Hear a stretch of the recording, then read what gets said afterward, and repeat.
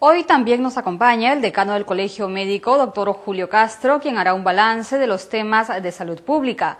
El país, sin duda, vive una emergencia sanitaria por la tuberculosis multidrogo resistente. Nuestro director Juan José Beteta conversó con el doctor Castro sobre este y otros temas de salud pública. En el Perú se ha declarado la emergencia sanitaria nacional por la tuberculosis multidrogo resistente, una nueva y peligrosa versión de esta enfermedad. Estamos con el doctor Julio Castro, decano del Colegio Médico del Perú, para que nos hable de este y otros temas sobre lo que ha pasado en el año en materia de salud pública. Doctor Castro, ¿cómo está? ¿Qué tal? Muy buenas tardes. Muchas gracias por la invitación a hablar sobre estos temas de interés de la salud pública. ¿Qué es esta nueva? ¿Es una nueva enfermedad o qué es lo que ha pasado con esta? Bueno, esta emergencia ha sido declarada a solicitud de una movilización de la sociedad civil. Se le entregaron al ministro de Salud más de 20.000 firmas ciudadanas a través de la movilización de una serie de promotores de salud, de organizaciones sociales que trabajan con las organizaciones de pacientes que padecen la enfermedad de la tuberculosis.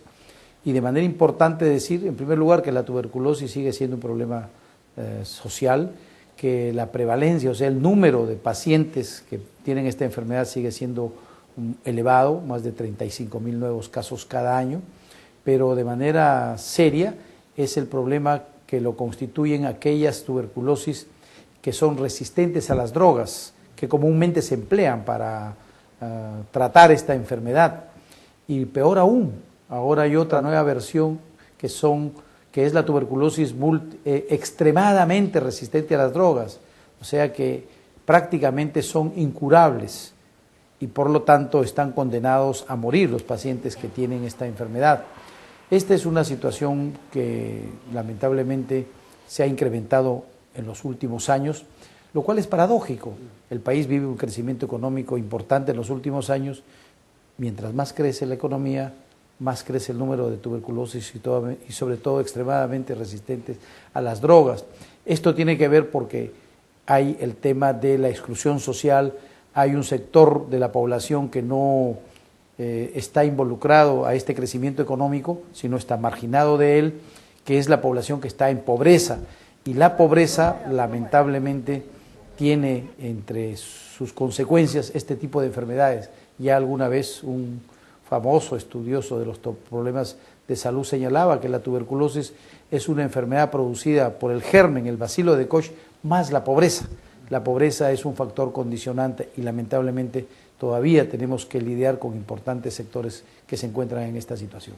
Otro caso grave ha sido el de la población Candochi con hepatitis, ¿no? Así es, recientemente el país ha sido notificado, gracias a la movilización también de una importante delegación de integrantes de esta etnia amazónica, ubicada en el departamento de Loreto, en una reciente provincia denominada Datén del Marañón, en la que esta etnia, constituida por 2.500 habitantes únicamente y que por lo tanto está en peligro de extinción y por lo tanto el país está en peligro de empobrecerse irremediablemente si es que llega a desaparecer esta etnia, el 80% de sus integrantes tiene el virus de la hepatitis B y casi 80 de las personas, sobre todo mayores, presentan ya esta enfermedad que es muy grave, cuyo costo de atención es muy alto y que lamentablemente se venía descuidando, abandonando inclusive la campaña de vacunación que desde hace algunos años con el apoyo de UNICEF se venía desarrollando en esa zona. Pero sin embargo, la movilización, la presencia de sus APUs, el apoyo de diversas organizaciones ha sensibilizado a la autoridad sanitaria, quien ha recogido esta demanda y ha señalado que pese a los costos, como lo demandábamos, era necesario asumirlos en defensa de una población que además cumple un rol muy importante en la medida que está integrada a los bosques de la zona y protege la biodiversidad nacional. Se ha puesto en marcha pues un plan para atender esta situación tan delicada. Bueno, el problema acá es un problema de que estas nuevas enfermedades o el hecho de que ocurran o se desarrollen nuevamente o extensamente en algunos lugares del país tiene que ver también con que los tratamientos son caros y elevados, ¿no?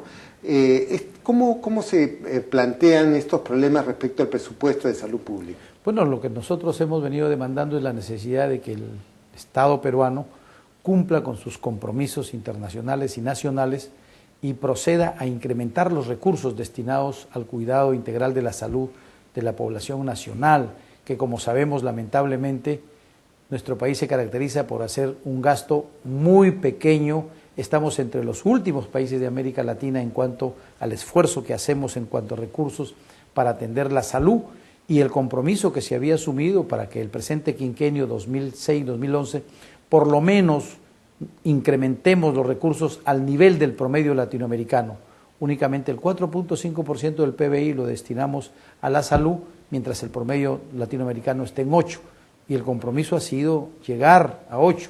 Lamentablemente se está incrementando en muy poca proporción, y peor aún porque existiendo estos mayores recursos, sin embargo hay una ineficiencia en el Estado, en todos los niveles, tanto en el gobierno central, regional como local, lo que se llama una incapacidad de gastar los recursos, devolviendo al tesoro público cuando por el contrario no solo se requiere implementar bien los actuales recursos, sino incrementarlos de manera decidida para, en primer lugar, atender a este tipo de poblaciones y de tipos de problemas de salud.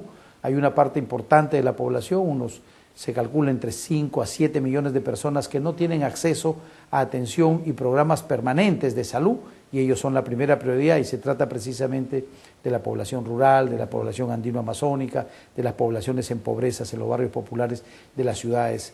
Para eso se requiere mayores recursos y para, indudablemente, equipar los establecimientos, fortalecerlos desde el puesto de salud, desde el centro de salud y, por supuesto, los hospitales públicos que, como sabemos, están abandonados a su suerte hace muchos años.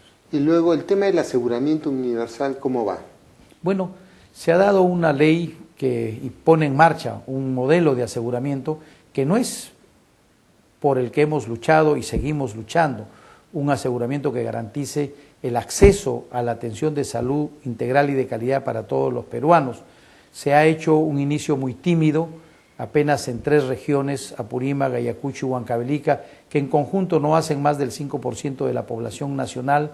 Se ha hecho un cronograma muy largo que indudablemente los pobres del país no pueden esperar, los pobres de Cajamarca, de Huánuco, de Puno, de Lima mismo, no pueden esperar, y por eso se requiere un mayor esfuerzo para que este proceso se asuma de manera decidida, pero para eso se requieren recursos, porque para atender esa mayor demanda es necesaria una mayor infraestructura, un mejor equipamiento de los establecimientos y recursos humanos, profesionales, técnicos, calificados, porque la atención de la salud la dan los recursos humanos calificados.